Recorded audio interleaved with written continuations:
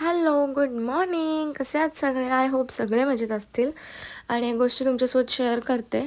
आपले जी माणसं असतात ना स्वतःची, म्हणजे जवळचीच, ती जेव्हा बोलतात की व्हिडिओ मस्त बनवतेस किंवा छान बनवतेस, तर इतकं भारी वाटतं ना की जग जिंकल्यासारखं वाटतं. म्हणजे बाकीच्यांची गरज पण लागत नाही, पण जर ती सपोर्ट करत नसतील ना तर खूप वाईट वाटतं, असं काहीतरी वेगळं. पण मला असं सगळ्यांचा सपोर्ट आहे, त्याच्यामुळे मला खूप छान वाटतं. आणि मेन म्हणजे माझ्या नवऱ्याचा सपोर्ट आहे, त्याच्यामुळे कोणाच्या सपोर्टची मला गरज पण नाही. पण असं खूप मस्त वाटतं, आवडतात आपल्याच माणसांना आणि अशी आपल्या जवळची असतात. म्हणजे आमच्या अलिबागची पण आहेत, त्यांना पण खूप जण असे व्हिडिओज बघतात. सो ती पण मला बरीच जण जे भेटतात ना ती बोलतात की व्हिडिओ खूप छान करते. सो खूप मस्त वाटतं, सांगू पण शकत नाही किती भारी वाटतं.